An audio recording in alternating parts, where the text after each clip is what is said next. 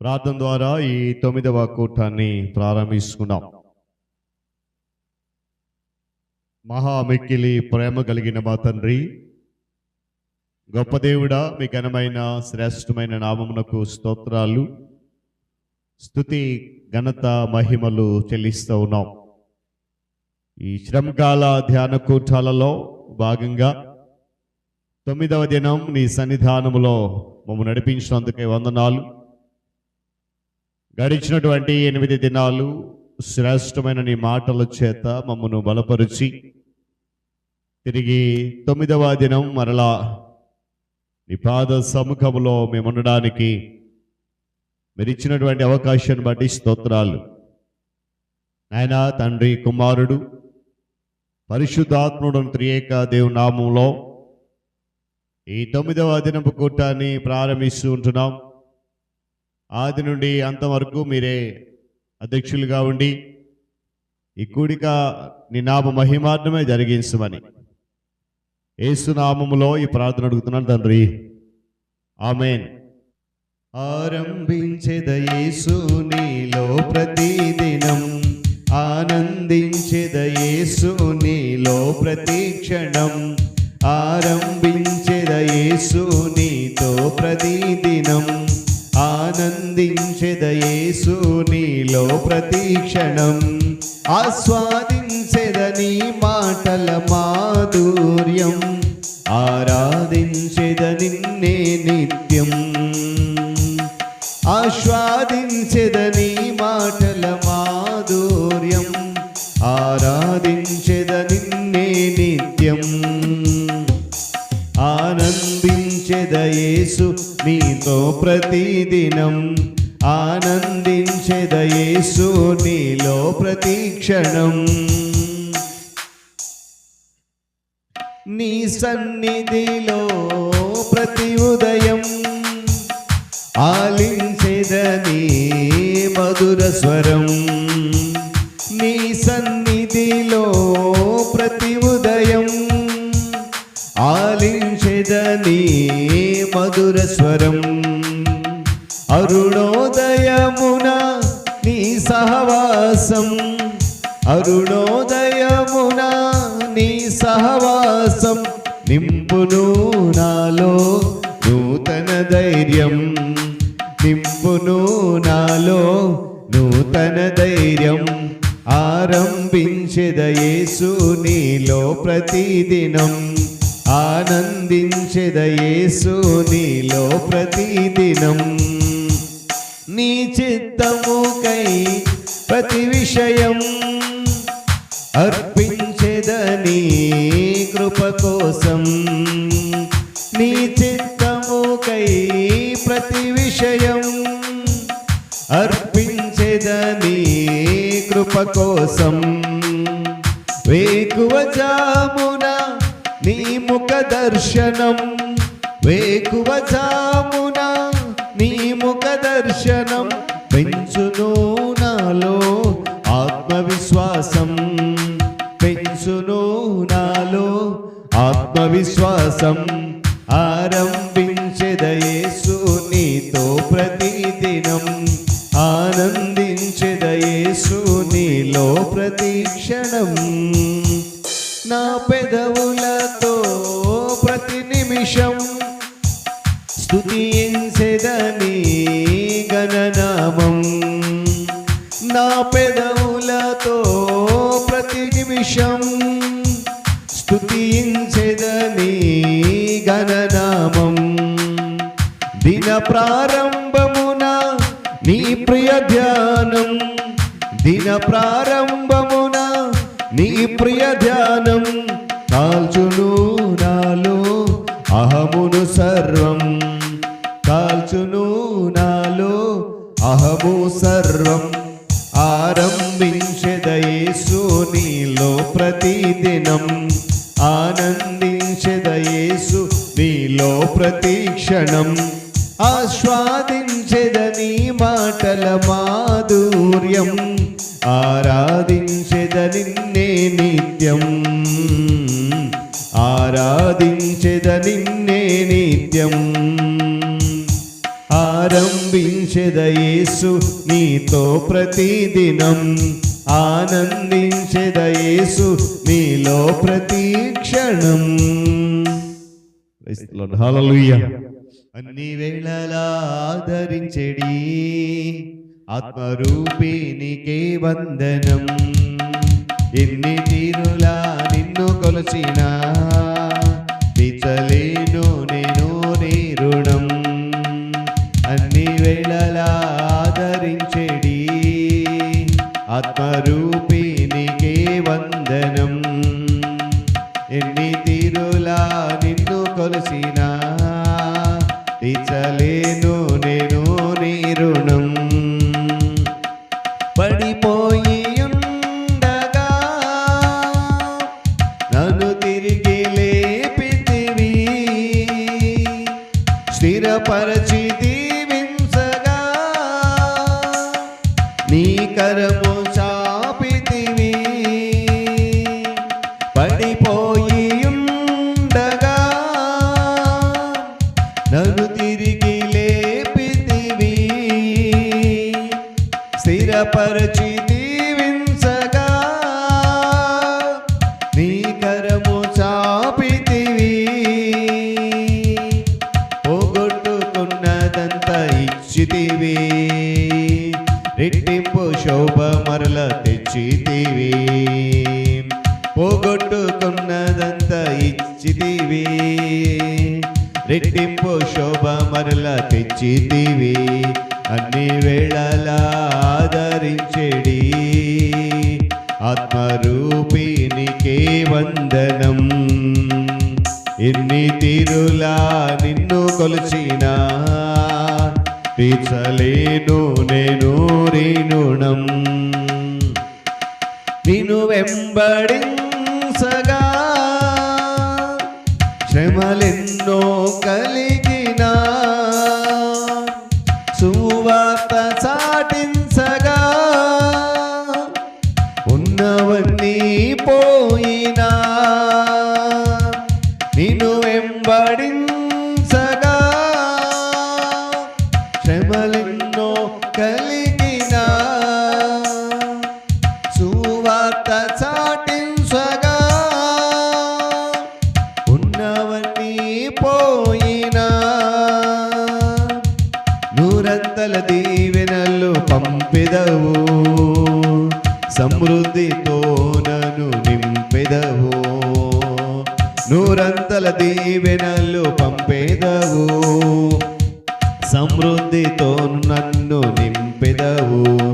అన్ని వేళలా ఆదరించెడి ఆత్మరూపినికే వందనం. ఇన్ని తీరులా నిన్ను కొలచినా తీర్చలేను నేను నీ రుణం. అన్ని వేళలా ఆదరించెడి ఆత్మరూపినికే వందనం.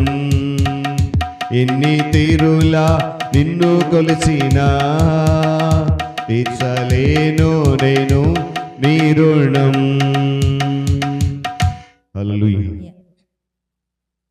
మధురమైన ఈ సమయాన ప్రభును పాట పాడేదా, స్తుతులు చిందు ఆ నామముని భువికి నేను సాటెదా. మధురమైన ఈ సమయాన ప్రభును పాట పాడేదా, స్తుతులు చిందు ఆ నామముని భువికి నేను సాటెదా. ఎంచలేని దివ్య ప్రేమ యేసుక్రీస్తు ప్రేమ, ఎంచబడిన ఏది లేదు మంచితనము నాలో. ఎంచలేని దివ్య ప్రేమ యేసుక్రీస్తు ప్రేమ, ఎంచబడిన ఏది లేదు మంచితనము నాలో. యేసు రక్తధారలే శ్రమ సైతము, యేసు రక్తధారలే శ్రమ సైతము. మధురమైన ఈ సమయాన పాట పాడెదా స్తుతులు చిందు ఆ నామముని భువికి నేను సాటెదా ఎంత కష్టమైన నష్టమైన యేసుక్రీస్తు ప్రేమ ఎన్ని బాధలెన్ని చిన్న భయము లేదులే ఎంత కష్టమైన నష్టమైన యేసుక్రీస్తు ప్రేమ ఎన్ని బాధ ఎన్ని చిన్న భయము లేదులే యేసు మధుర నామమే శమ సైతము యేసు మధుర నామమే శమ సైతము మధురమైన ఈ సమయాన ప్రభును పాట పాడెదా స్తుతులు చిందు ఆ నామముని భువికి నేను సాటెదా ఆత్మస్వరూపుడా నా యేసయ్యా నీ ఆత్మతో నన్ను నింపుమా ఆత్మస్వరూపుడా నా యేసయ్యా నీ ఆత్మతో నన్ను నింపుమా నీ ఆత్మశక్తిని నా కొసగుమా నీ ఆత్మశక్తిని నా కొసగుమా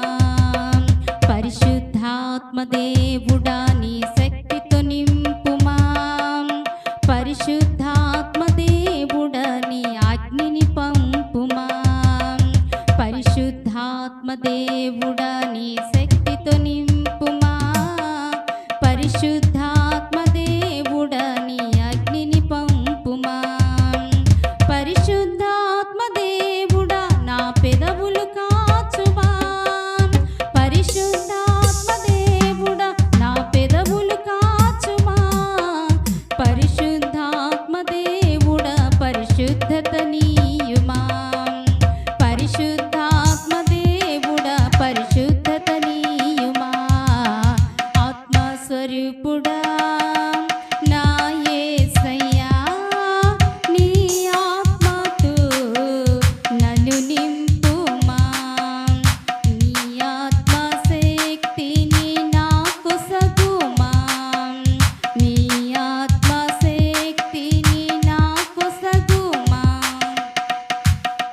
మండుచున్న పొదలు అగ్నివై భక్తుడు మోషేతో మాట్లాడిన దేవా మండుచున్న పొదలు అగ్నివై భక్తుడు మోషేతో మాట్లాడిన దేవా నాతో మాట్లాడవా నన్ను నడిపించవా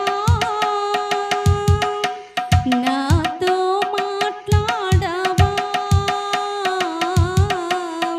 నన్ను నడిపించవా పరిశుద్ధాత్మ దేవుడా నీ శక్తితో నింపుమా పరిశుద్ధాత్మ దేవుడా నీ అగ్నిని పంపుమా పరిశుద్ధాత్మ దేవుడా నీ శక్తితో నింపుమా పరిశుద్ధాత్మ దేవుడా నీ అగ్నిని పంపుమా పరిశుద్ధాత్మ దేవుడా నా పెదవులు కాచుమా పరిశుద్ధాత్మ దేవుడా నా పెదవులు కాచుమా పరిశుద్ధాత్మ దేవుడా పరిశుద్ధత నీయుమా పరిశుద్ధాత్మ దేవుడా పరిశుద్ధత నీయుమా ఆత్మస్వరూపుడా నా యేసయ్యా నీ ఆత్మతో నన్ను నింపుమా అంతిమ దినములు మాపై ఆత్మను కృమ్మరించుటకు నిశ్చయించితివి అంతిమ దినములు మాపై ఆత్మను కృమ్మరించుటకు నిశ్చయించితివి మాపై దిగి రావయ్యా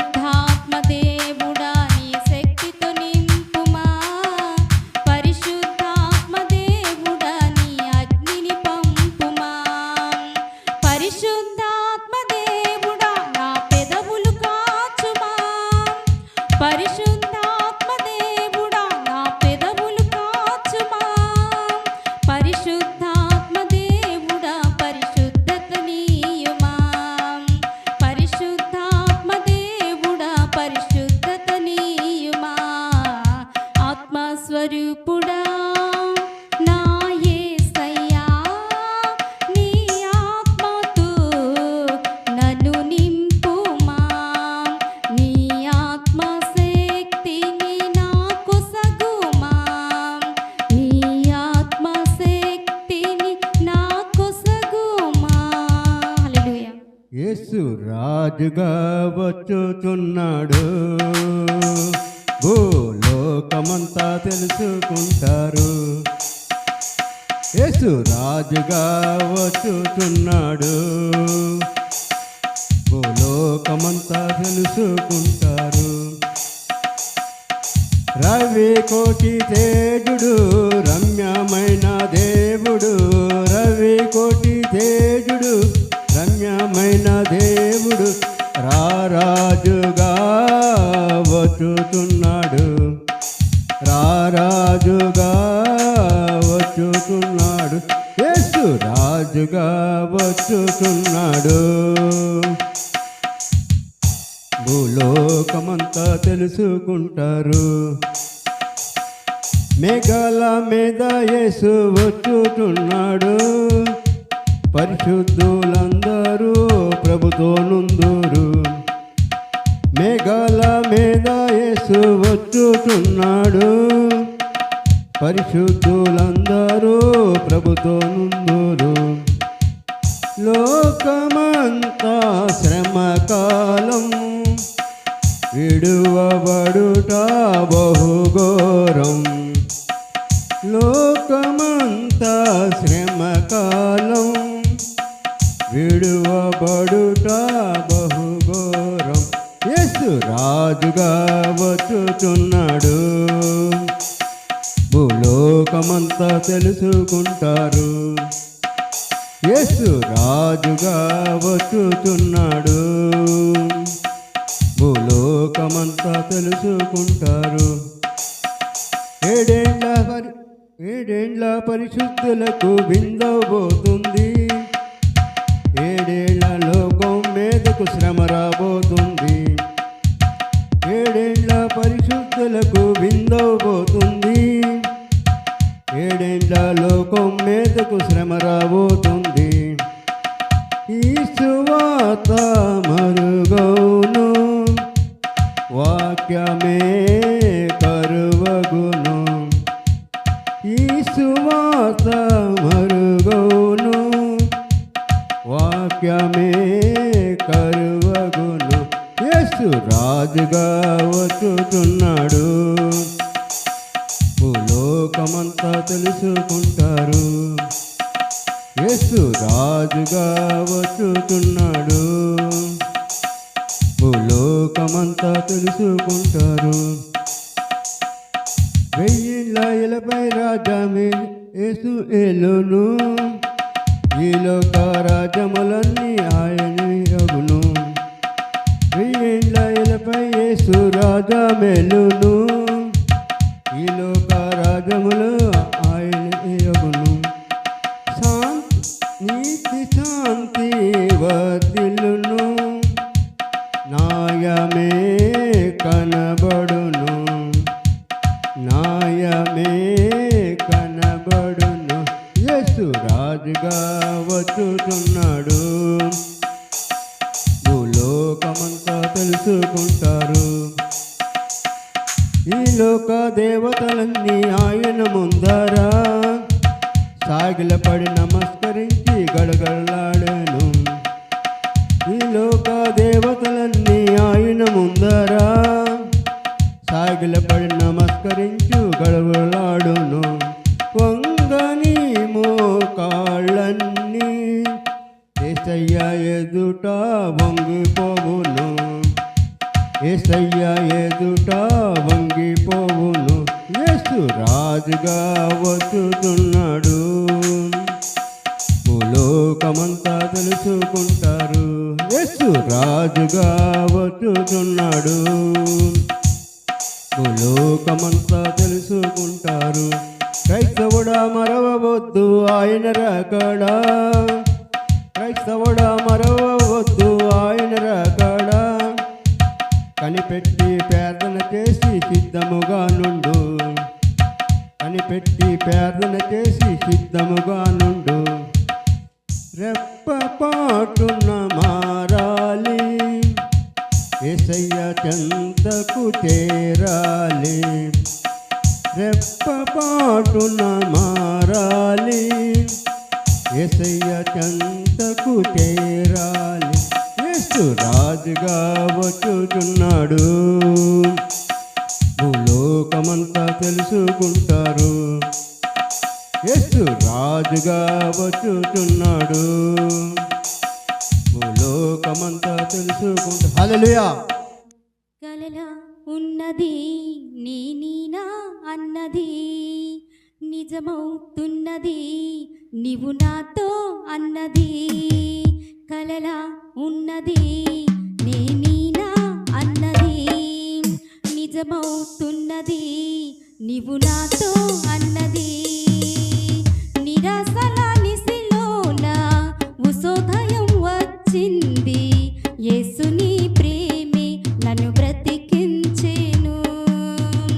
నిరాశల నిశిలోన ఉసోదయం వచ్చింది.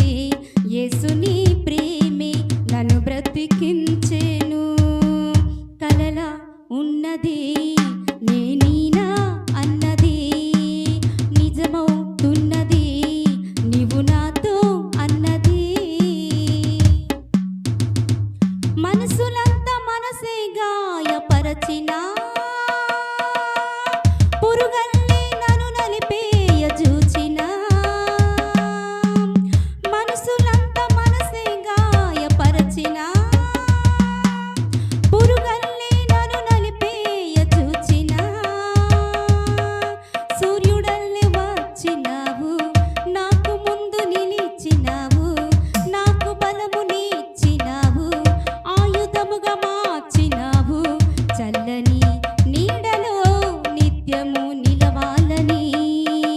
కలలా ఉన్నది నేనీనా అన్నది నిజమవుతున్నది నీవు నాతో అన్నది. శూన్యములో నాకై సృష్టిని చేసి జీవితాన్ని అందంగా మలిచేసి. శూన్యములో నాకై సృష్టిని చేసి జీవితాన్ని అందంగా మలిచేసి. మాట నాకు ఇచ్చినావు దాన్ని నెరవేర్చినావు. నిన్ను పోలి ఎవరున్నారు నన్ను ప్రేమించువాడు. యేసుని ప్రేమను ప్రతిదినం పొగడని. కలలా ఉన్నది నేనీనా అన్నది నిజమవుతున్నది నీవు నాతో అన్నది. నిరాశల నిశిలోన ఉషోదయం వచ్చింది. యేసుని ప్రేమే నన్ను బ్రతికించెను. నిరాశల నిశిలోన ఉషోదయం వచ్చింది. యేసుని ప్రేమే నన్ను బ్రతికించెను. కలలా ఉన్నది నేనీనా అన్నది నిజమవుతున్నది నీవు నాతో అన్నది. హల్లెలూయా. దేవుని పరిశుద్ధ గణనామానికి మహిమ కలుగును గాక. హల్లెలూయా. చెప్తామా హల్లెలూయా. హల్లెలూయా. చాలా సంతోషం పిల్లరా. దేవుడు మరలా మనందరినీ జ్ఞాపకం చేసుకుని 9వ దినములో ఆయన సన్నిధానములో ఉండడానికి చక్కటి శ్రేష్టమైన విలువైన అవకాశాన్ని ప్రభు మనకు అనుగ్రహించారు. అందును బట్టి దేవుని పరిశుద్ధ నామమునకు ఘనత మహిమ సమస్తమును కలుగును గాక. మరి సమయంలో ఈ 9వ దినములో ధ్యాన నిమిత్తమై వాక్య భాగాలు చదువుదాం. మొదటి వాక్య భాగము ఇర్మియా గ్రంథము 6వ అధ్యాయము 9-10 వచనాలు చదువుదాం. రెండవ భాగము యోహాను సువార్త 8వ అధ్యాయము 31-33 వచనాల భాగాన్ని చదువుదాం. మొదటి భాగము ఇర్మియా గ్రంథము 6వ అధ్యాయము 9-10 వచనాలు పాస్టర్ గారు చదివి వినిపిస్తారు. రెండవ భాగము యోహాను సువార్త 8వ అధ్యాయము 31-33 వచనాలు ప్రియులు హేమలత లారెన్స్ గారు చదివి వినిపిస్తారు. తదుపరి కృపమ్మ ప్రార్థనలో నడిపిస్తారు. వాక్య భాగము ఇర్మియా 6వ అధ్యాయము 9, 10, 11 వచనాలు. సైన్యములకు అధిపతిగా యెహోవా ఎలాగూ సెలవిస్తున్నాడు, ద్రాక్ష చెట్లు ఫలమును ఏరినట్లు మనుషులు ఏమియు మిగలకుండా ఇశ్రాయేలు శేషమును ఏలుదురు. ద్రాక్ష పండ్లను ఏలువాడు చిన్న తీగలను ఏరినట్లే తన చెయ్యి మరల వేయినట్లు నీ చెయ్యి వేయము. ఇందురని నేనెవరితో మాట్లాడేదను, ఎవరికి సాక్ష్యము ఇచ్చేదను? వారి ఇన్నిటకు తన మనసు సిద్ధపరచుకొనరు గనుక వినలేకపోయేది. ఇదిగో వారు యెహోవా వాక్యమందు సంతోషము లేని వారై దాన్ని తునీకరించరు. ఈ పరిశుద్ధ వాక్యం దేవుని దీవించును గాక. ఆమేన్. మన కొరకు ఏర్పాటు చేయబడిన వాక్య పఠనము యోహాను సువార్త 8వ అధ్యాయము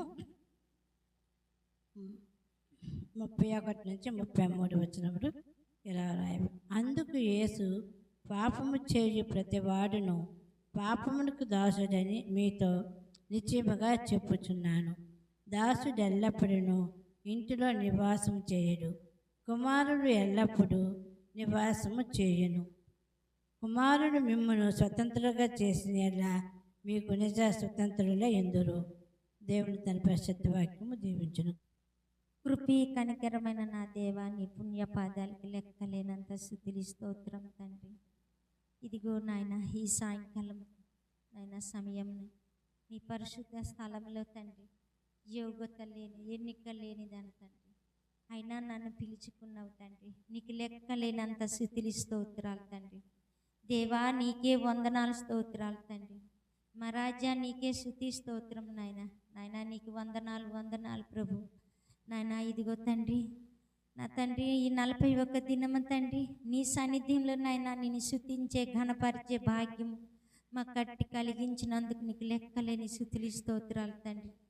నా రాజా, నీకే వందనాలు తండ్రి. ఇదిగో తండ్రి, మా సంఘంలో తండ్రి ప్రతి ఒక్క నాయకులకు దీవించి ఆశ్రయించి తండ్రి నీకు వందనాలు స్తోత్రాలు నాయన. మా సంఘంలో తండ్రి ప్రతి ఒక్క బిడ్డని దీవించి ఆశ్రయించమని నీకు వందనాలు స్తోత్రాలు తండ్రి. నీకే స్తుతి స్తోత్రం తండ్రి. ఇదిగో నాయన, ఈ ఉదయకాలం నాయన, ఈ సాయంకాలం సమయంలో తండ్రి నీ దీనదాసుడికి దీవించు తండ్రి. నాయన ఈ 41 దినం వల్ల తండ్రి నీ దీనదాసుడు ద్వారా తండ్రి మంచి అభివృద్ధ కార్యాలు తన ద్వారానే చూపించినందుకు నీకు లెక్కలేనంత స్తుతులు స్తోత్రాలు తండ్రి. నీకే వందనాలు తండ్రి, నీకే వందనాలు నాయన. నాయన మా సంఘ పెద్దలకు దీవించి ఆశ్రయించమని నీకు వందనాలు స్తోత్రాలు తండ్రి. నాయన మా సంఘ నాయకులకు దీవించి ఆశ్రయించమని నీకు వందనాలు స్తోత్రాలు నాయన. నాయన మా సంఘానికి నాయన రాపోని బిడ్డలకు నాయన ఏ కారణం గురించి ఉండిపోయారో తండ్రి అది నీకు తెలుస్తుందండి నాయన. రేపటి దినము తోలుకొని వచ్చినట్టుగా సహాయం చేయమని నీకు వందనాలు స్తోత్రాలు నాయన. ఇదిగో తండ్రి, నా సంఘంలో దేవా అనారోగ్యంగా ఎవరైతే పడున్నారో దేవా వాళ్ళకు ముట్టి నువ్వు స్వస్థపరచమని నీకు వందనాలు స్తోత్రాలు నాయన. దేవా నీకు వందనాలు స్తోత్రాలు నాయన. ఇదిగో తండ్రి, నా సంఘంలో నాయన ప్రయాణంలో ఎవరు ఉంటే తండ్రి ఆ ప్రయాణంలో నీ కాపుదల దయచేయమని నీకు వందనాలు స్తోత్రాలు తండ్రి. నాయన దేవా ఇదిగో తండ్రి, నా సంఘంలో నాయన ప్రతి దూరదేశంలో ఉన్న బిడ్డలకు నాయన ఒకసారి జ్ఞాపకం తెచ్చి వాళ్ళకు దీవించి ఆశ్రయించమని నీకు వందనాలు స్తోత్రాలు నాయన. నా సంఘంలో ప్రతి బిడ్డనైనా వృద్ధాప్యం ఉన్న వాళ్ళకు దీవించి ఆశ్రయించమని నీకు వందనాలు నాయన. నా సంఘంలో తండ్రి ప్రతి ఒక్క యూత్ బిడ్డలకు దీవించి ఆశ్రయించమని నీకు వందనాలు నాయన. నా సంఘంలో చిన్న బిడ్డలు ఉంటే నాయన వాళ్ళకి దీవించి ఆశ్రయించమని నీకు వందనాలు నాయన. నా సంఘంలో ప్రతి ఒక్క బిడ్డనైనా పేరు పేరు చొప్పున దీవించి ఆశ్రయించు తండ్రి. నా సంఘంలో నాయన తండ్రి నీ మందిరము చుట్టూ ఉన్న గృహాలకు నాయన దీవించి ఆశ్రయించమని నీకు వందనాలు నాయన. నా తండ్రి నేను ఈ 41 దినం నాయన వినగల శక్తి, గ్రహించగల హృదయం నాయన మా మనసులో కలిగించమని నీకు వందనాలు, స్తోత్రాలు నాయన. నా రాజా నీకే వందనాలు నాయన. రేపటి దినం కోసం నాయన ఈ లోకంలో భయమేస్తుంది ప్రభు, నీకు వందనాలు నాయన. నాయన నీ కాపుదల నా సంఘానికి నువ్వు దయచేయమని నీకు వందనాలు, స్తోత్రాలు తండ్రి. నా రాజా నీకే వందనాలు నాయన. ఈ దినం చూసిన మనిషి రేపు దినం మాయ అవుతున్నారు తండ్రి. ఇది కేవలంగా నీ కృప, నీ ప్రేమతో మా సంఘము నాయన అట్టి భాగ్యంతో ఉంచున్నావు తండ్రి, నీకు వందనాలు, స్తోత్రాలు తండ్రి. నా రాజా ఎవరికన్నా నాయన అందచందాలు జ్ఞానమంతులు నాయన నిద్రించున్నారు తండ్రి. వాళ్ళకన్నా ఏమేమి గొప్ప వాళ్ళం కాము తండ్రి. నా తండ్రి మాకన్నా అందచందాలు, మాకన్నా జ్ఞానమంతులు నాయన ఎందరో నిద్రించున్నారు ప్రభు. వాళ్ళకన్నా మేము గొప్ప వాళ్ళం కాము తండ్రి. కేవలంగా ఇది నీ ఉచితమైన కృప, నీ ఉచితమైన ప్రేమతో నాయన మేము ఈ విధంగా జీవిస్తున్నాము తండ్రి. ఆనాడు కరుణాపున నాయన ప్రతి ఒక్క బిడ్డ నిద్రించినారు తండ్రి. మేము వాళ్ళకన్నా ఏమి గొప్ప వాళ్ళము కాము తండ్రి. మా సంఘానికి నువ్వు పట్టుకొని ఎత్తుకున్నావు దేవా, నీకు వందనాలు, స్తోత్రాలు తండ్రి. నా రాజా నీకే వందనాలు, స్తోత్రాలు తండ్రి. నా తండ్రి నిన్నటి దినం మొన్నటి దినం నాయన నా కళ్ళారు చూశాను ప్రభు యాక్సిడెంట్ దేవా. నాయన అనుక్షణం నాయన భయమేస్తుంది ప్రభు. నీ కాపుదల మాకు దయచేయమనికి వందనాలు, స్తోత్రాలు తండ్రి. నీకే వందనాలు, వందనాలు తండ్రి. ఆ బిడ్డలకు నాయన ముట్టి నువ్వు స్వస్థపరచు ప్రభు. ఆ కుటుంబాలకు నాయన ఆదరణ దయచేయమనికి వందనాలు ప్రభు. నీకే స్తోత్రం నాయన, నీకే వందనాలు ప్రభు. నాయన ఇంకా నేను ఏమైనా మరచుంటే నన్ను క్షమించు ప్రభు. నాయన నేను తండ్రి నేను పాపిని ప్రభు. తండ్రి నీకు వందనాలు ప్రభు. నా రాజా నీకే వందనాలు ప్రభు. ఈ చిన్న ప్రార్థన నీ పాద సన్నిధికి చేర్చుకోమని యేసు పరిశుద్ధ నామంలో అడిగి వేడుకుంటున్నాను తండ్రి, ఆమేన్. వాక్య భాగాలు చదివి వినిపించినటువంటి పాస్టర్ గారు, హేమలత లారెన్స్ గారు, ప్రార్థనలో నడిపించిన కృపమ్మ గారు, ముగ్గురికి కూడా ప్రభునామంలో వందనాలు తెలియజేస్తా ఉన్నాను. మరి సమయంలో స్పందన ప్రతిస్పందన కార్యక్రమం వెళ్దాం. 9వ ప్రశ్న కొరకు మరి సిద్ధపడదాం. కొనసాగించడానికి సంఘ అధ్యక్షులు వారు అర్లీ మాస్టర్ గారు సిద్ధంగా ఉన్నారు. సమయంలో వారిని ప్రేమతో ఆహ్వానిస్తూ సమయాన్ని వారికి అప్పగిస్తూ ఉన్నారు. దేవునికి వందనాలు. 9వ ప్రశ్న ఈ విధంగా ఉంది. ఇక్కడ 2 ప్రశ్నలు ఉంటాయి, ఒకసారి జాగ్రత్తగా గమనించండి. ఎవరు వంచకులు, ఎవరు దోచుకునేవారు? అల్పులు, గండ్లు, ప్రవక్తలు, యాజకులు. రైట్, ప్రవక్తలు, యాజకులు, వంచకులు, అల్పులు, గండ్లు, దోచుకునేవారు, మోసం చేస్తారు. Right answer. ఒకసారి క్లాప్స్ కొడదాం. గమనించండి. ఇంకా ఈరోజు 9th ప్రశ్న, రేపు ఒక 10వ ప్రశ్న అయితే 10 days నాది అయిపోతుంది. నెక్స్ట్ 10 days మరొక ప్రశ్న వేస్తారు, అది గమనించాలి. Thank you. స్పందన ప్రతిస్పందన కార్యక్రమాన్ని నడిపించిన సంఘ అధ్యక్షులు అర్లీ మాస్టర్ గారికి వందనాలు తెలియజేస్తున్నాను. సమయంలో వాక్య ధ్యానంలోకి వెళ్దాం. వెళ్లే ముందు మనొకసారి లేచి నిలబడదాం. మనకి ఇవ్వబడిన పాటల షీట్లో నుండి మొదటి పేజీలో ఉన్నటువంటి పాట యేసు నన్ను ప్రేమించినావు. పల్లవి మొదటి చరణం చివరి చరణం పాడడం గమనించాలి. మనకి ఇవ్వబడిన పాటల షీట్లో నుండి మొదటి పేజీలో నుండి మొదటి పాట పల్లవి మొదటి చరణం చివరి చరణం పాడి వాక్య ధ్యానంలోనికి మనం వెళ్దాం. యేసు నన్ను ప్రేమించినావు, పాపినైనా నన్ను ప్రేమించినావు. యేసు నన్ను ప్రేమించినావు, పాపినైనా నన్ను ప్రేమించినావు.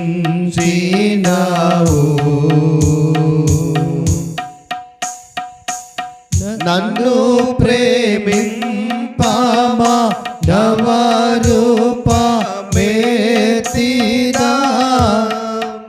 నముగా జీవము సిల్వాపై నిచ్చి కన్నా తల్లిదండ్రుల యనాదముల ప్రేమ కన్నా మించిన ప్రేమతో యేసు నన్ను ప్రేమించినావు పాపినైనా నన్ను ప్రేమించినావు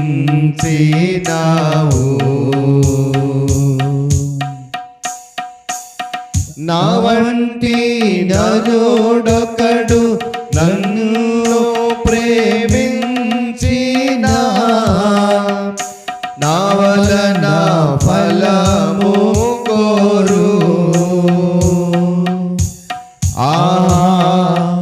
నీ వంటి పుణ్యునికి నా వంటి పాపితో కేవలం బేమిలేక యేసు నన్ను ప్రేమించినావు పాపినైనా నన్ను ప్రేమించినావు.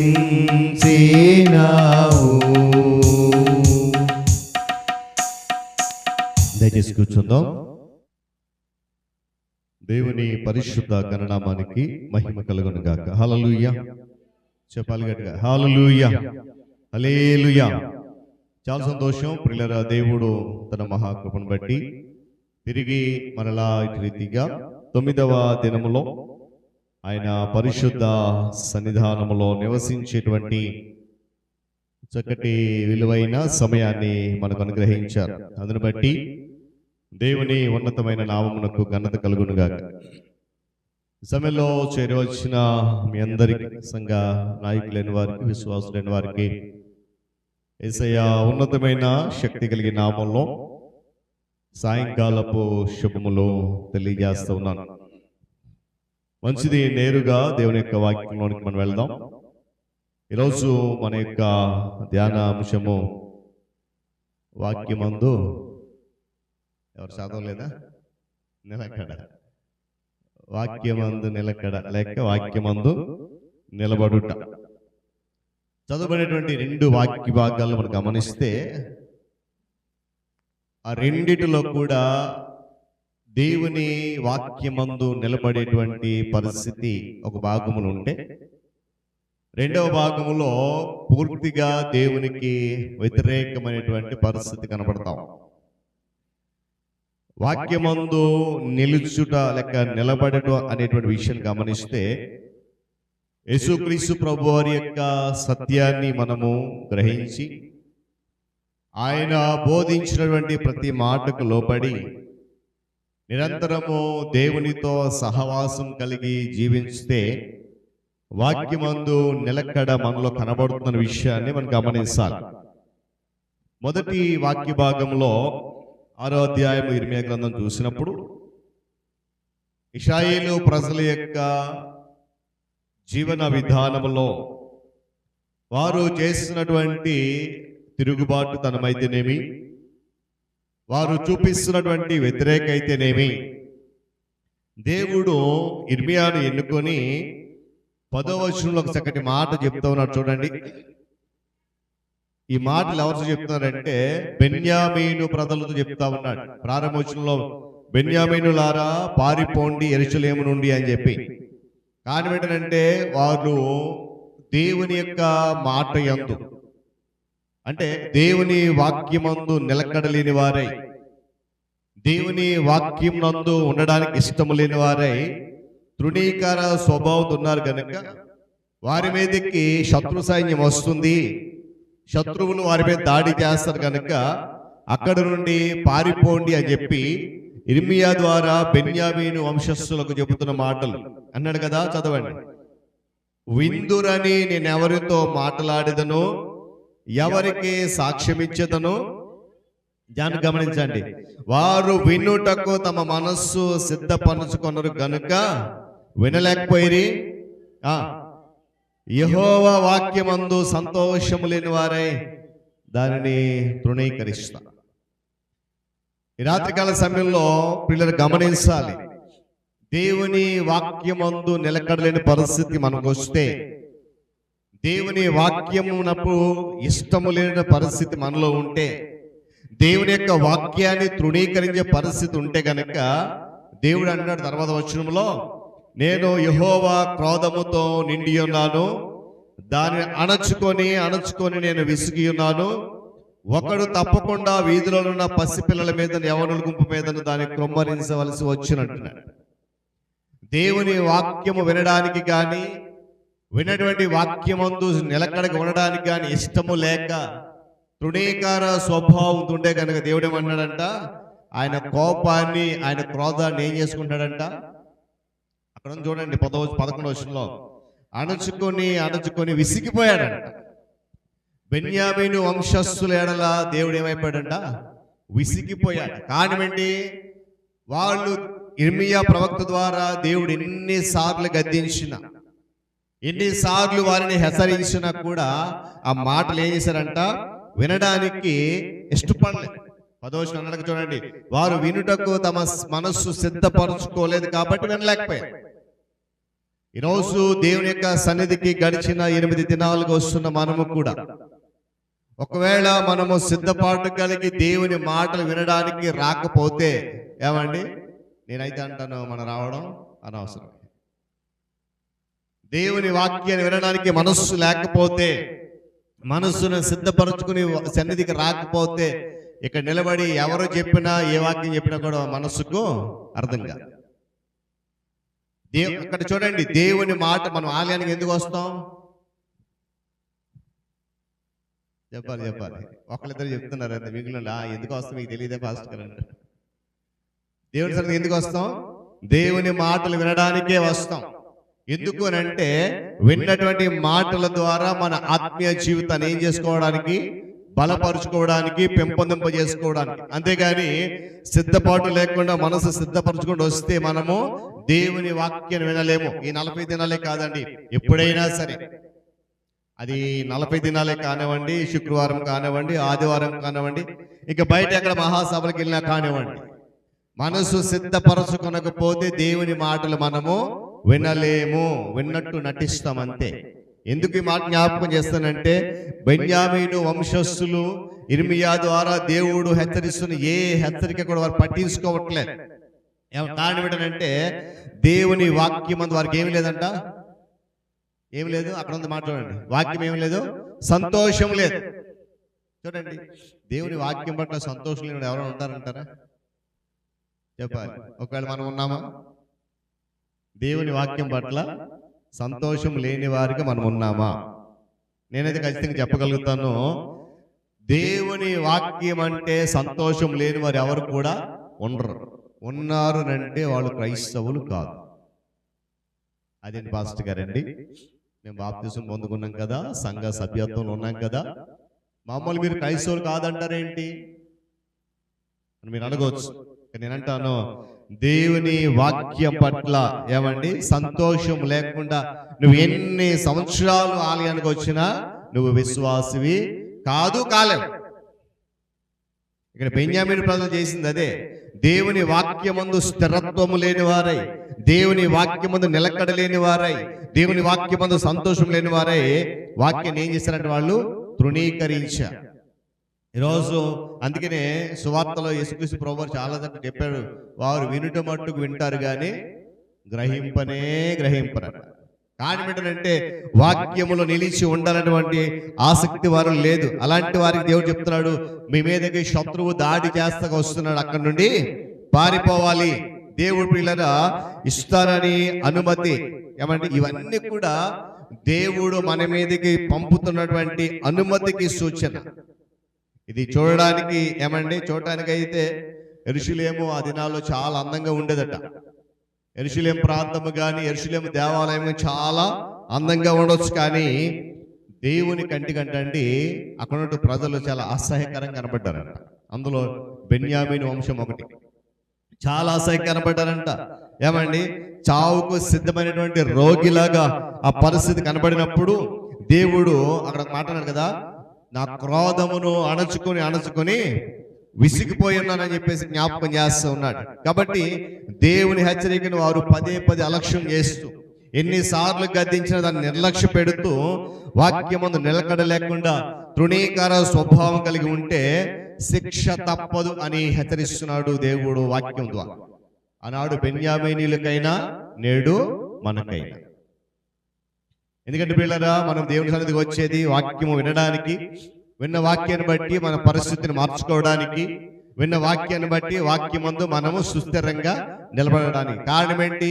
వాక్యమందు మనము స్థిరంగా నిలబడి ఉంటే తర్వాత బహుమతి ఏంటో మనం తెలుసు. మనం బ్రతికించేది, నడిపించేది, జీవింపజేసేది దేవుని యొక్క వాక్యమే. అందుకే 2వ భాగంలో చక్కటి మాట అన్నాడు చూడండి. 2వ వాక్య భాగంలో 8వ అధ్యాయము యోహాను సువార్త 31వ వచనం చదవండి. చదవాలి.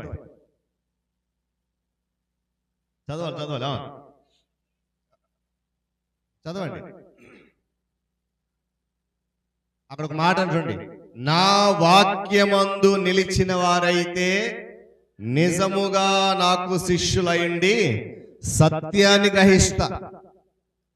అక్కడ ఒక వంశము వాక్యమందు నిలకడ లేకుండా, వాక్యం పట్ల సంతోషం లేకుండా తృణీకర స్వభావం ఉన్నప్పుడు దేవుడు యేసుప్రభు వారు తనను నమ్మిన ప్రజలతో చెప్తున్న మాట, తనను వెంబడిస్తున్న వారు ఆనాటి యూదులు కానివ్వండి, నేటి మనమైనా కానివ్వండి, నమ్మిన ప్రజలు చెప్తున్న మాట ఏంటంటే, మీరు నా వాక్యమందు నిలబడిన వారైతే, నా వాక్యమందు నిలకడగలవారైతే నిజముగా నాకు శిష్యులై ఉంటారు. ఇదే మన బహుమానం. గమనించాలి. దేవుని వాక్యమందు మనము స్థిరంగా నిలకడగా ఉంటే, ఏమండి, ఆయన వాక్యమందు ఎవరైతే నిలిచి ఉంటారో, లేక ఆయన వాక్యం మీద ఎవరైతే నిలకడగా ఉంటారో వాళ్ళు మాత్రమే దేవునికి శిష్యులై ఉండి దేవుని సత్యాన్ని గ్రహిస్తారు. సత్యం అంటే ఏంటండి? చాలాసార్లు చెప్పాను నేను. సత్యం అంటే వాక్యమే సత్యం. అదేంటి మాస్టర్ గారు అంటారా? చూడండి. అదే యోహాను సువార్త 17వ అధ్యాయము 17వ వచనం చదవాలి. 17 యోహాను సువార్త 17 చదవాలి. సత్యమందు వారిని ప్రతిష్ఠ చేయము, నీ వాక్యమే సత్యం. దేవుని స్తోత్రం కలుగును గాక. యేసుప్రభు చెప్పిన మాట అది ఇక్కడ. ఏమండి, మీరు నా వాక్యమందు నిలిచిన వారైతే నిజముగా నాకు శిష్యులై ఉండి సత్యాన్ని గ్రహిస్తారు. అంటే దేవుని వాక్యాన్ని మనము గ్రహించగలం. ఒకవేళ మనము దేవుని మందిరానికి వచ్చి వాక్యం విని వెళ్ళిపోతే దానివల్ల ప్రయోజనము లేదు. ఇది దేవుని చిత్తాన్ని అనుసరిస్తూ దేవునిలో వేరుపారి లోతుగా వెళ్ళి ఆధ్యాత్మికంగా ఏమండి బలము పుంజుకోవడానికి మనకు ఉపయోగపడుతుంది. వాక్యము నిలిచి ఉంటే నిజమైన శిష్యరికం అనేది వస్తుంది. వాక్యములో నిలిచి ఉంటే సత్యాన్ని గ్రహిస్తాము, స్వేచ్ఛగా తిరుగుతాం. అంటే సత్యాన్ని గ్రహించి ఏమండి పాపము నుండి స్వేచ్ఛను పొందుతాం, విడుదల పొందుతాం. అందుకే గలతీయులకు రాసిన పత్రికలో 5వ అధ్యాయం ప్రారంభం అంటాడు, ఈ స్వాతంత్ర్యం మనకు అనుగ్రహించి ఏమండి చదవడం మాట స్వతంత్రులుగా చేశాడు. కాబట్టి మీరు మరలా దాస్యమును కాడి కింద చదవండి.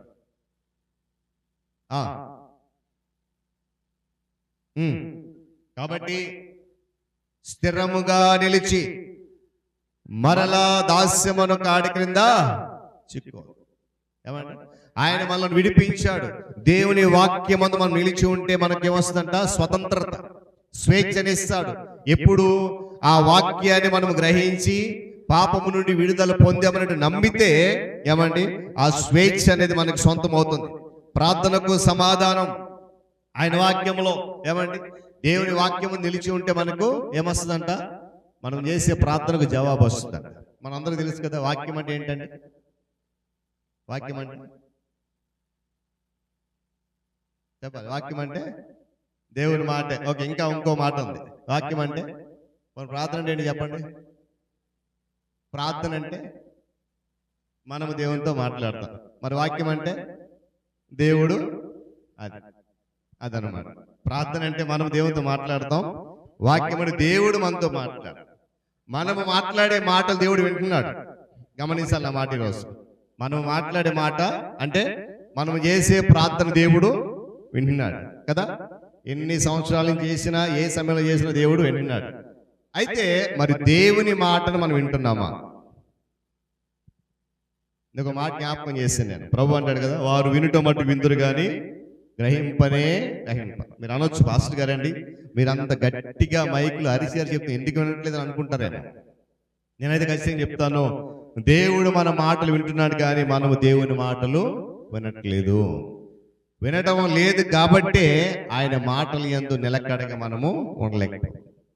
ఆయన వాక్యం ఏమండి, దేవుని మాటలే ఆ వాక్యం ముందు మనం ఏం చేయాలంట, నిలబడి ఉండాలి. అందుకే మాట చూడండి, ఎప్పుడైతే ఆయన వాక్యం ముందు నిలిచి ఉంటామో ఆయన శిష్యులుగా ఉంటాము, సత్యాన్ని గ్రహిస్తామో, ఆ తర్వాత మాట చూడండి, అప్పుడు సత్యము మిమ్మల్ని స్వతంత్రులుగా చేస్తుంది. చదవబడిన 2వ భాగంలో మాటలు ఉన్నాయి. ఏమండి గమనించాలి రాత్రికాల సమయంలో.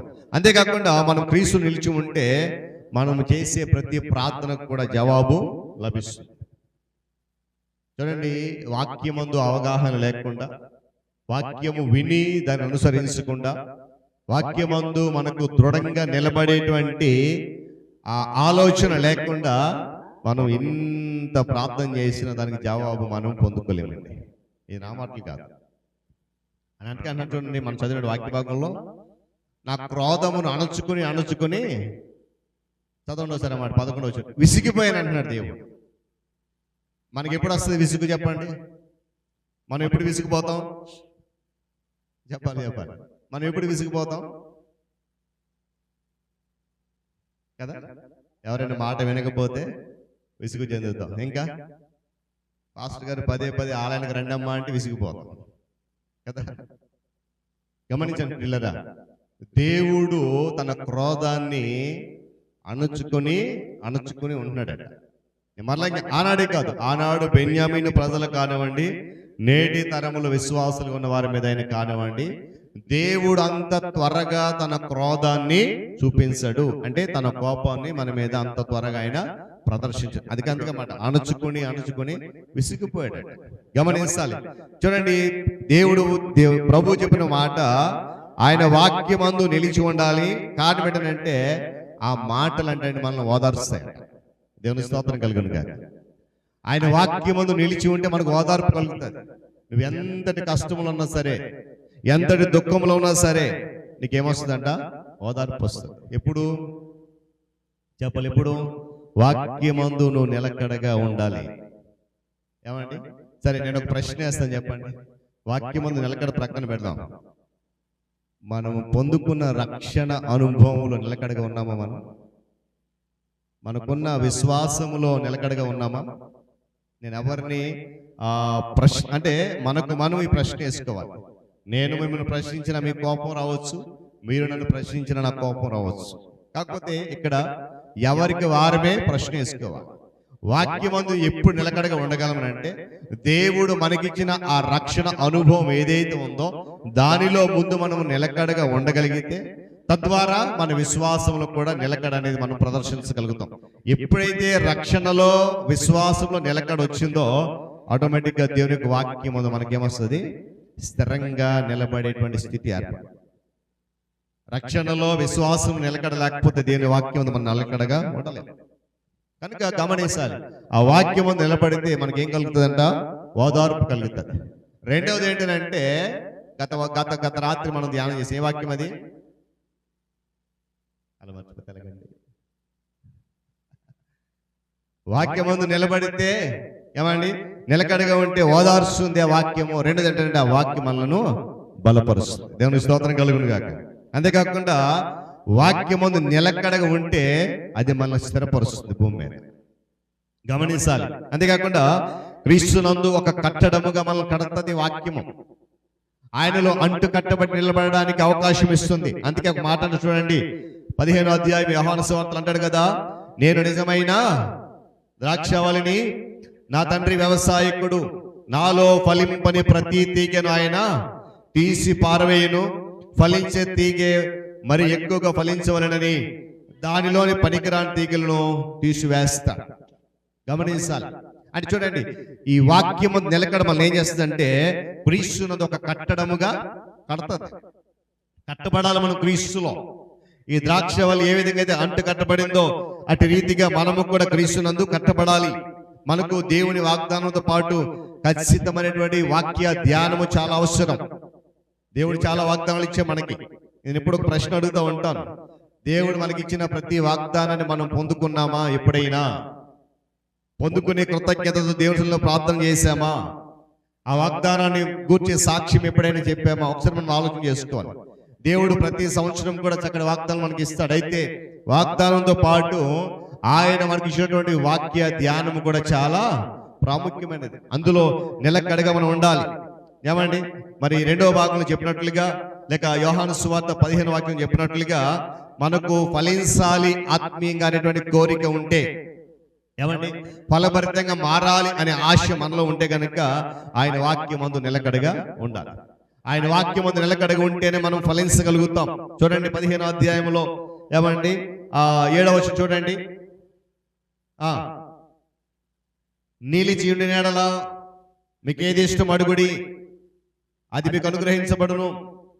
మీరు బహుగా ఫలించడం వలన నా తండ్రి మహిమపరచబడును. అందువలన మీరు నాకు శిష్యులు అవుతారు. దేవుని స్తోత్రం కలుగును గాక. చక్కటి మాట అన్నారు చూడండి. నా యందు మీరు నిలబడాలి, మీ యందు నా మాటలు ఉండాలి. యేసుక్రీస్తు ప్రభువు చెప్తున్న మాట. మనము ఫలించాలి అనే ఆశ మనలో ఉండాలి. ఫలభరితంగా మారాలి అనేటువంటి ఆశ ఉండాలి. విశ్వాసములో ఆధ్యాత్మిక ఎదగాలనేటువంటి కోరిక మనలో ఉంటే దేవుని వాక్యమందులకు ఆయన మాటలు మనం ఏం చేయాలంట? నిలిచి ఉండాలి. ఆ వాక్యానికి విధేయులై జీవించాలి. దేవుని వాక్యం నిలిచి ఉన్నప్పుడు, లేదా వాక్యాన్ని ధ్యానిస్తూ ఉన్నప్పుడు, వాక్యాన్ని పరిశీలన చేస్తూ ఉన్నప్పుడు, వాక్యానికి విరుద్ధమైనది ఏదైతే మన జీవితంలో ఉందో ఏమండి వాటిని పట్టుదల కలిగి తీసివేయడానికి మనం ఇష్టపడతాం. దేవుని స్తోత్రం కలుగును గాక. మనం చేసేటువంటి మొట్టమొదటి పని ఏంటంటే వాక్యమందు గనక మనము నిలిచి ఉండి, దేవునికి విధేయులై ఉండి, ఆయన వాక్యాన్ని ధ్యానిస్తూ పరిశీలన చేస్తూ ఉన్నప్పుడు మన హృదయంలో లేక మన జీవితంలో దేవునికి వ్యతిరేకమైన కార్యకలాపాలు ఏవైతే ఉన్నాయో వెంటనే మనకు గ్రహింపు అనేది వస్తుంది. వెంటనే వాటిని ఏం చేయగలుగుతామంట? పట్టుదలతో వాటిని బయటికి తీసివేయడానికి ఇష్టపడతాం. ఒకవేళ ఈ రాత్రి వాక్యం ఉండడం మనం అందరం కూడా ప్రభువుకి ఇష్టం లేనటువంటి కార్యాలు మన జీవితంలో ఉంటే వాటిని ఏం చేయాలంటే తెలుసా? గురుకులను పెరికి వేసినట్లు మనం వారు పెరికి పారవేయాలంట. ఎందుకంటే నీ పరిశుద్ధ జీవితాన్ని, విశ్వాస జీవితాన్ని పాడు చేసేవి నీ జీవితంలో ఉండడానికి వీల్లేదు. నీ ఆత్మిక జీవితాన్ని అణచివేసేటువంటి పరిస్థితిలో ఉండడానికి వీల్లేదు. మనము ఆయన వాక్యము నిలకడ కలిగి, వాక్యము సెలవిచ్చినట్లు ప్రతి దానిని కూడా మనం అంగీకరించి దానిని అనుసరించాల్సిన అవసరం చాలా ఉంది. వాక్యమందు నిలిచి ఉంటే లేక నిలకడగా ఉంటే క్రీస్తులో వేరుపారి నీతికి ఏమండి నమ్మకంగా ఉంటాం, నిజాయితీగా ఉంటాం. వాక్యం మనలో లేకపోతే, వాక్యమందు మనం నిలకడ లేకపోతే క్రీస్తులో మనము వేరుపారి లోతుకు వెళ్ళలేము. నేను ఇప్పుడు మాట చెప్తూ ఉంటాను. మనం ఏదైనా ఒక చిన్న మొక్క నాటామనుకోండి, దాని వేళ్ళు భూమి లోపలికి వెళ్ళకపోతే చెప్పాలి మొక్కలు నాటేవాళ్ళు చాలా మంది ఉన్నారు ఇక్కడ కదా. ఒక మొక్క తీసుకొచ్చి నాటామండి, దాని వేర్లు పైనే ఉన్నాయనుకోండి, ఆ మొక్క మనం ఆశించిన రీతిగా బ్రతుకుతుందా?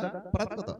మనం నాటిన 2వ రోజే ఉండదు. మరి మనకు కొన్నిసార్లు అర్థం కాదు ఎందుకు చనిపోయిందని. తర్వాత ఎప్పుడైనా మనము దాన్ని శుభ్రం చేసినప్పుడు, ఓహో దీని వేర్లు లోపలికి వెళ్ళలేదు కాబట్టి దీనికి సరైన పోషక విలువలు అందలేదు కనుక చనిపోయింది అనేటువంటి అవగాహన వస్తుంది. అలాగే దేవుని వాక్యమందు మనము నిలకడగా లేకపోతే క్రీస్తులో మనము లోతులోనికి వెళ్ళలేము, పైనే ఉండిపోతాం. తెలుసు కదా, ఆ మొక్క వేర్లు లోపలికి పైన ఉండిపోతే ఏమైపోయింది? అది మరునాడే చనిపోతుంది.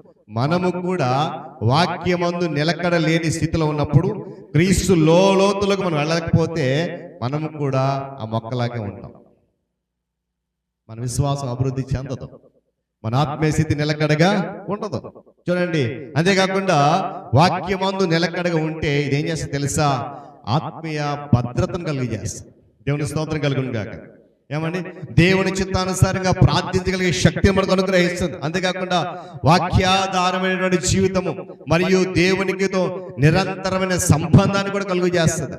ఎప్పుడు మనము వాక్యమందు నిలకడగా ఉన్నప్పుడు. ఇక్కడ మరో ప్రశ్న, మనందరం కూడా మనకు దేవునికి ఉన్నటువంటి సంబంధం ఏమండి నిరంతర ప్రక్రియ ఎలా కొనసాగుతుందా లేదా? ఉందా లేదా చెప్పండి. చూడండి, అసలు దేవునికి మనకు సంబంధం ఉందా లేదా? ఉంది. ఒకప్పుడు లేదు. ఎప్పుడు మనము లోకంలో ఉన్నప్పుడు దేవునితో మనకి ఎలాంటి సంబంధము లేదు. కానీ లోకము నుండి వేరు చేయబడిన తర్వాత దేవునికి మనకు దగ్గర ఆ సంబంధం ఏర్పడింది. అయితే ఆ సంబంధము మనలో నిరంతర ప్రక్రియలాగా పనిచేస్తుందా లేదా అనేది మనం ఒకసారి పరిశీలన చేసుకోవాలి.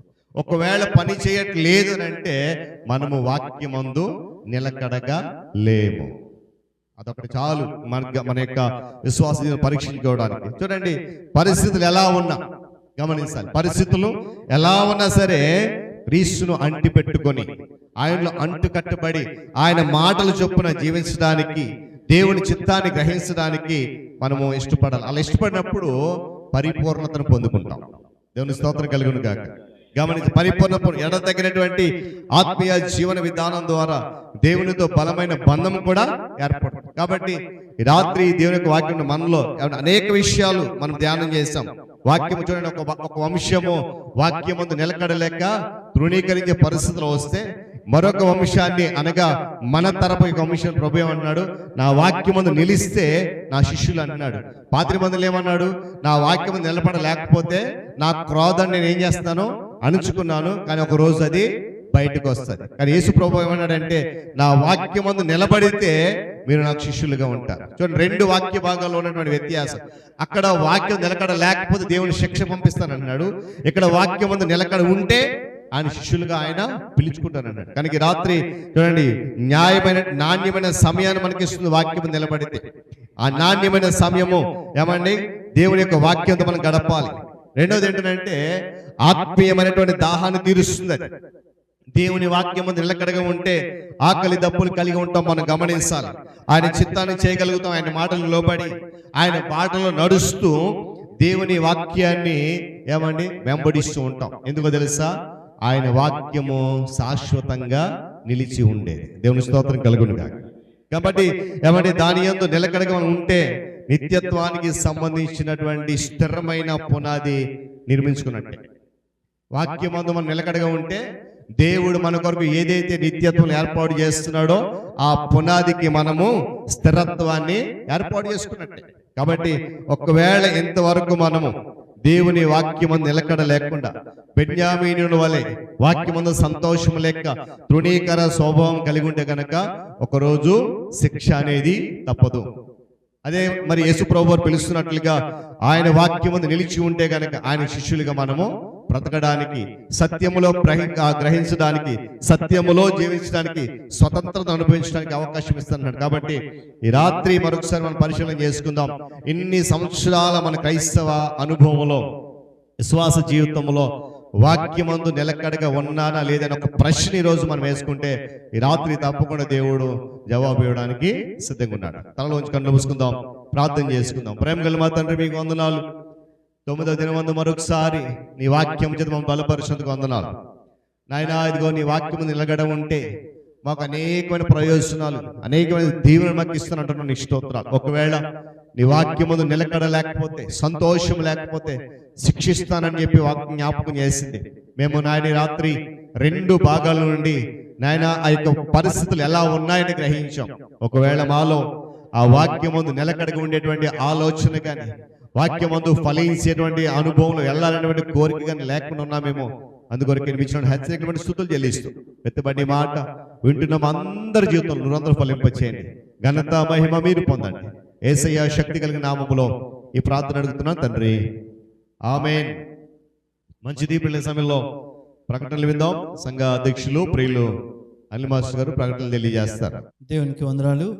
కూడి వచ్చిన సంఘానికి యేసుక్రీస్తు ప్రశస్తమైన వందనాలు తెలియజేస్తూ మరి ఈరోజు కూడా 9వ రోజు మనం ఉన్నాం.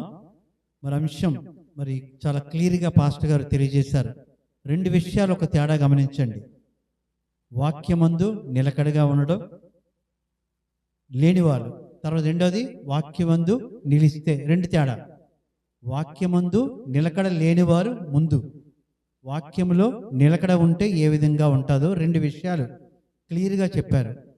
వాక్యములో నిలకడ లేకపోతే ఏమొస్తుందట? శిక్ష వస్తుంది, పనిష్మెంట్.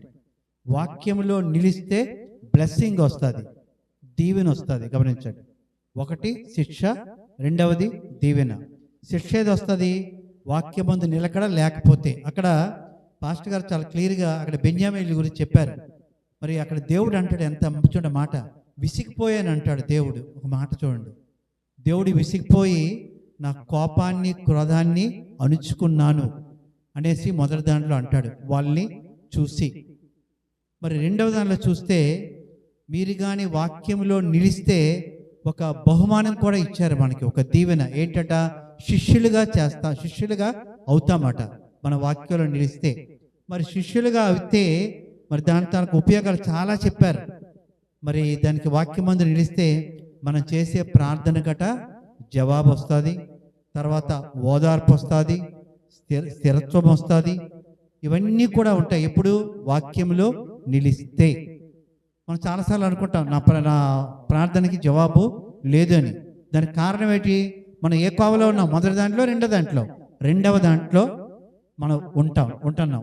సో ఆ విధంగా మనం ఉండకుండా ఉండాలంటే చివరిగా పాస్టర్ గారు చెప్పారు, ఇప్పటికైనా మించిపోయింది లేదు, నువ్వు ఒకసారి ఆలోచించుకో, వాక్యానికి దూరంగా ఉన్నానా, వాక్యంలో నిలిచి ఉన్నానా? వాక్యానికి దూరంగా ఉంటే ఏమొస్తుంది? ఎప్పుడో ఒకసారి నా క్రోధాన్ని తప్పక నీకు శిక్షిస్తానంటాడు. ఆ శిక్ష నుంచి లేకుండా ఉండాలంటే వాక్యంలో నిలిస్తే, పాస్టర్ గారు చివరిగా చెప్పారు ఏంటంట, ఒక పునాదిని మనం స్థిరపరచుకున్నట్టే. అంతే కదా, ఏదో భూమి కొన్నామనుకోండి, చుట్టూ బౌండరీ వేస్తాం, దాని అర్థం ఏంటి? ఇది నాది అని. అలాగే వాక్యములో కానీ నీవు నిలిస్తే దానికి ఒక సంతోషం ఏంటంటే, నేను ఎప్పటికైనా సరే నిత్యత్వ పునాదికి స్థిరత్వాన్ని ఇప్పుడే నేను చేసుకున్నానని చాలా చక్కగా పాస్టర్ గారు చెప్పారు.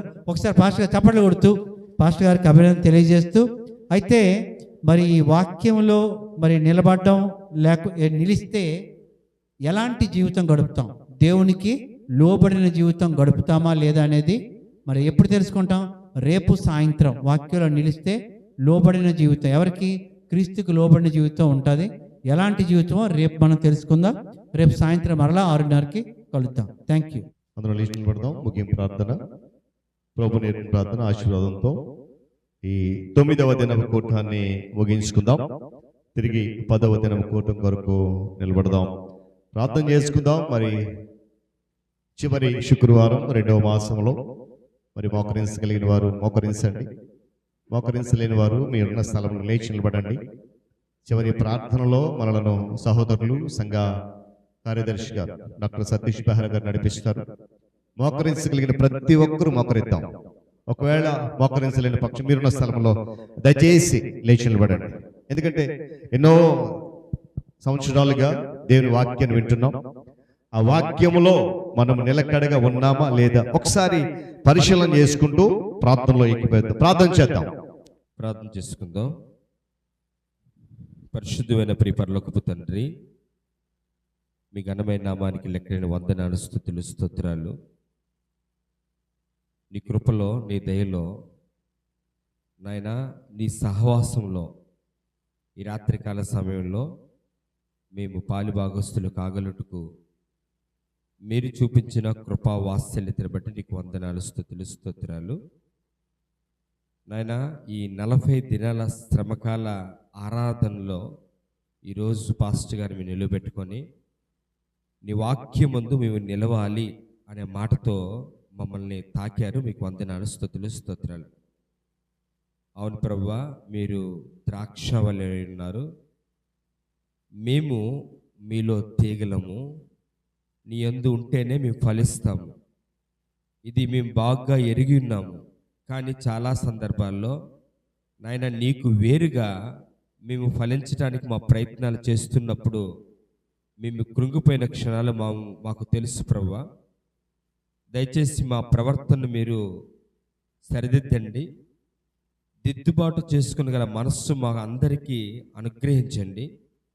నాయన నీలో ఉండి ఎలా ఫలించాలో ఆ ప్రార్థన ద్వారా నీ దగ్గర మేము బ్రతిమలాడుకొని ఎలా నీ యందు మేము స్థిరంగా ఒక పునాది వేసుకోవాలో అట్టి జ్ఞానం నాకు, నా కుటుంబానికి, నా సంఘంలో ఉన్న ప్రతి బిడ్డను మీరు అనుగ్రహించమని ప్రాధాయపడుతున్నాం. దయగల రాజా, ప్రేమగల నాయన, మా కొరకు మీరు మరణించారు, సిలువలో రక్తాన్ని కార్చారు, కొరడా దెబ్బలు మీరు పొందారు ప్రభువా. మాకు చిన్న చిన్న అవమానాలు అయినప్పుడు మేము చాలా దిగులు పడిపోయి బాధపడిపోతూ ఉంటాం. కానీ నాయన, మీరు మా కొరకు మేము ప్రేమించకపోయినా, మేము ప్రార్థించకపోయినా, నీ యందు నిలవాలనే ఆశ ప్రయత్నం మా దగ్గర లేకపోయినా మీరు చూపించిన కృపా వాత్సల్యతను బట్టి మీకు వేలాది వందనాలు, స్తుతులు, స్తోత్రాలు. మా సంఘాన్ని మీరు అనుగ్రహిస్తున్న క్షేమాన్ని బట్టి మీకు వందనాలు, ఇస్తున్న ఆరోగ్యాన్ని బట్టి మీకు వేలాది వందనాలు. నేను చాలామందిగా మేము వచ్చి నీ సన్నిధిలో ప్రతిరోజు ఆరాధన చేయడానికి ఇష్టపడుతున్నాం. ఇది ఎవరైతే రాలేకపోయారో వారికి ఉన్న అనారోగ్య పరిస్థితులు కావచ్చు, ఆర్థిక ఇబ్బందులు కావచ్చు, నాయన ఏదైతే నీ సన్నిధికి రాకుండా అవరోధంగా ఉందో దాన్ని తొలగించి వారు కూడా నీ సన్నిధికి చేరి నీ చెంత నిలిచి నీ వాక్యంలో వారు నిలిచి నాయన గొప్ప ఫలభరితమైన ఆశీర్వాదాలు పొందుకునేటకు మమ్మల్ని అందరినీ దయచేసి మీరు సిద్ధపాటు చేయండి. నీ దాసుని, తన కుటుంబాన్ని మీరు జ్ఞాపకం చేసుకోనండి. సంఘ నాయకులు మీరు జ్ఞాపకం చేసుకోనండి. వారికి అనుగ్రహిస్తున్న ఆలోచన బట్టి మీకు వందనాలు, స్తుతులు, స్తోత్రాలు ప్రభా. సంఘములో ఇంకా ఉద్యమం రాగలుగుటకు నాయన, నిరీక్షణ పెంపొందించబడగలుగుటకు ఎలాంటి ఆలోచన చేస్తే బాగుంటుందో నాయన, ఆ ఆలోచనతో వారి హృదయాలు మీరు నింపండి.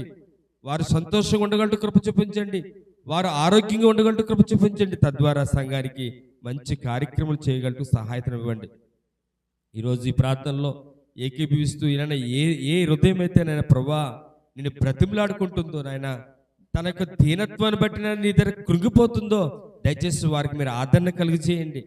వారి జీవితంలో మేలుతో మీరు నింపండి నాయన. ఆ యొక్క కీడు నుంచి, ఆ యొక్క కష్టము నుంచి, ఆ యొక్క ఇబ్బంది నుంచి వారు బయటకు తీసుకున్నట్టు ప్రభు మీకు వందనాలు, స్తుతులు, స్తోత్రాలు. ఇక్కడ చేరిన ప్రతి ఒక్క బిడ్డని మీరు దీవించి మీ సహాయత నింపి మేము తిరిగి వెళ్తున్నాం. మళ్ళా రేపు నీ సన్నిధిలో ఎదుర్కొనే గొప్ప భాగ్యం మా అందరికీ అనుగ్రహించమని యేసుక్రీస్తు వర్ధీయమైన ప్రశస్త నామంలో బ్రతిమిలాడి వేడుకొనిచున్నాం మా ప్రియ పరలోకపు తండ్రి, ఆమేన్. పరమ తండ్రి అయిన దేవుని ప్రేమ, రక్షకుడైన యేసుక్రీస్తు వారి యొక్క కృప, పరిశుద్ధాత్మ దేవుని సహవాసము, సన్నిధి, కాపుదల చేరవచ్చిన మనకు, మన కుటుంబాలకు, సంఘానికి, సకల పరిశుద్ధులకు సదాకాలము తోడండి నడిపించును గాక. ఆమేన్. అందరికి వందనాలండి. దేవుడు మనందరినీ దీవించును గాక. గమనించండి, మరి రేపటి దినంలో మరలా పాల్గొందాం. 2వ మాసం చివరి దినం. దేవుడు మనకి ఇచ్చినటువంటి ఆరోగ్యాన్ని బట్టి కృతజ్ఞత చెల్లించు. చివరి దినంలో అనగా 2వ మాసం చివరి దినంలో కూడా దేవుని సన్నిధిలో పాలి బాక్సులు కావాలని ప్రభు పేట మనం చేస్తా ఉన్నాను.